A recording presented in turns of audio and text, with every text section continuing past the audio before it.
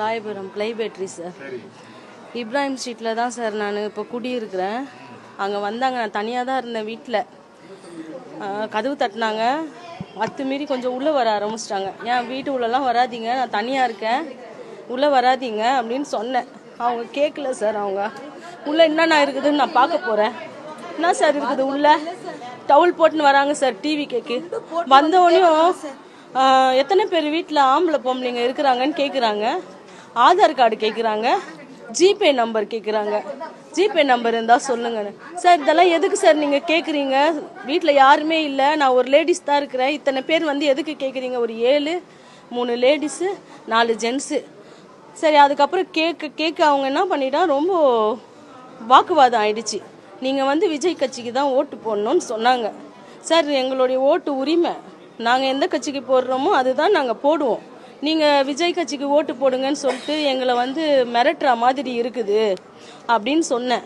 நீங்கள் ஓட்டு போடலன்னா வேறு மாரி ஆகிடும், உங்களை என்ன பண்ணுவேன்னு எங்களுக்கு தெரியாது, நீங்கள் ஓட்டு போட்டு தான் ஆகணும்ன்ட்டு என்கிட்ட பிரச்சனை பண்ணாங்க. சார் நான் ஒரு பொண்ணு ஒரு பையன் வச்சுருக்கேன், எனக்கு யாருமே இல்லை. நான் தனியாக வீட்டில் இருக்கிறப்ப இவங்க எல்லாருமே வந்து என்னை பிரச்சனை பண்ணுறாங்க. எங்களுக்கு பாதுகாப்பு இல்லை சார். நாங்கள் கஷ்டப்பட்டால் தான் சாப்பாடு. எங்களுக்கு பாதுகாப்பு இல்லாத எங்களாலலாம் வாழ முடியாது. ஓட்டு வாங்காதப்பவே இவ்வளவு அநியாயம் நடக்குதுன்னா, இவரு ஆட்சி வந்துட்டாருன்னா எங்களுக்கு என்ன பாதுகாப்பு இருக்குது? பெண்களுக்கு நாங்க கேக்குறோம். இன்னமும் எங்களால ஏந்துக்க முடியல சார். வயிற்றுலயே எட்டி விட்டான் சார் ஒருத்தன். ஆப்ரேஷன் பண்ணி 2-3 மாசம் தான் ஆகுது. வயிற்றுலயே எட்டி விட்டுட்டு போறோம். அந்த ஆளு யாருன்னே தெரியல. எந்த டிவிஷன்ல இருந்து வராங்க, நான் இந்த டிவிஷன்ல இருந்து வரேன், அந்த டிவிஷன்ல வரேன்னு சொல்றானுங்க. எங்களெல்லாம் அடி தாங்க முடியல சார். ஆட்சி இவன் வந்தானா நாங்க ஓட்டு போட மாட்டோம். எங்களுக்கு பாதுகாப்பே இல்லை. அவன் ஆட்சிக்கு வந்தானா நாங்க என்ன ஆவோன்னு எங்களுக்கு ஒன்றும் புரியல. எங்களுக்கு பாதுகாப்பு இல்லை சார். எங்களுக்கு பெண்களுக்கு பாதுகாப்பு இல்லை. எங்களுக்கு கஷ்டமா இருக்கு. எங்களை எட்டி விடுற அளவுக்கு ஒரு ஆம்பளைக்கு எங்கிருந்து சார் தைரியம் வரும்? நாங்க சம்பாதிச்சாதான் எங்களுக்கு சாப்பாடு சார். இவங்க எங்களுக்கு கட்சியால சாப்பாடுலாம் கிடையாது. நாங்கள் சம்பாதிச்சு கஷ்டப்பட்டாதான் இவங்க அத்துமீறி உள்ள நுழைஞ்சு வீட்டில் என்ன இருக்குதுன்னு பார்க்குறாங்க. நான் தண்ணி பொம்பளையா இருக்கிறேன் வீட்டில். அத்துமீறி உள்ள வரணுமா சொல்லுங்க நீங்க எல்லாருமே? இந்த ஆட்சி வரணுமா? இந்த ஆட்சி எங்களுக்கு வேணாம். ஆட்சியே வேணாம் சார். எங்களுக்கு எந்த ஆட்சி எங்களுக்கு வேணாம். இந்த விஜய் டிவிக்கு ஓட்டு போடுன்னு மிரட்டுறாங்க சார் எங்களை. எப்படி சார் நாங்க ஓட்டு போடுவோம்? வணக்கம் மக்களே. இன்னைக்கு டிவியில் ஒரு பெரிய காமெடி பார்த்தேன். ஒரு அம்மா ஹாஸ்பிட்டலில் அட்மிட் ஆகிருக்காங்க. அந்த அம்மா வீட்டில் இருக்கும்போது தாவேக்காலேருந்து 3 லேடிஸு 4 ஜென்ஸ் வந்தாங்க. என்னை வயிற்று ஏட்டு வச்சாங்க. அப்புறம் எனக்கு ஆதார் கேட்டாங்க. அப்புறம் கூகுள் பே பண்ணுறதுக்கு ஃபோன் நம்பர் கேட்டாங்க போது எனக்கு சிரிப்பு தாங்க முடியல.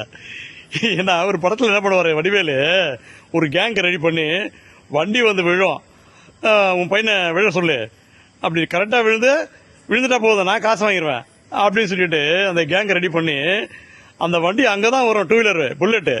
அந்த பையன் போய் முன்னாடியே விழுந்துருவான். அந்த வண்டிக்கும் விழுந்துக்கும் சம்மந்தமே கிடையாது. உடனே அவங்க கேங்கை ஓடி வந்து ஐயோ என் பையன் மேலே ஏற்றுறாங்க கரெக்டாக பண்ணி உடனே வண்டி வேலை வந்துடுவார். பஞ்சாயத்து மாதிரி வந்துட்டு அந்த ஆளை பாவம் மடக்கி அவன் நான் சேடு பையன்பான். சேடு பையனா அப்படியா அப்படி சொல்லிட்டு மடக்கி ஒரு பணத்தை பறிப்பாங்க. அந்த காமெடி அவன் சொல்லுவான், டே என் வண்டி இங்கே தானே நிற்குது, நீ முன்னி என் வண்டிகளில் விழியாடா, அங்கே விழுந்தேடா அப்படின்னு காமெடி பண்ணுவான். அம்மா காமெடி. அந்த காமெடி நினச்சி சிரிக்கலாம். அதே மாதிரி இன்னைக்கு இந்த ஒரு அம்மா ஆக்ட் பண்ணாங்க. எனக்கு ரொம்ப ஆச்சரியமாக போச்சு. ஏன்னா இன்னும் எலெக்ஷன் டிக்ளேர் பண்ணல, எலெக்ஷன் கேண்டிடேட் யாருன்னு இன்னும் அறிவிக்கல. தேர்தல் ஆணையம் வந்து செலெக்ஷன் பண்ணி இவங்க தான் கேண்டிடேட்னு சொல்லலை.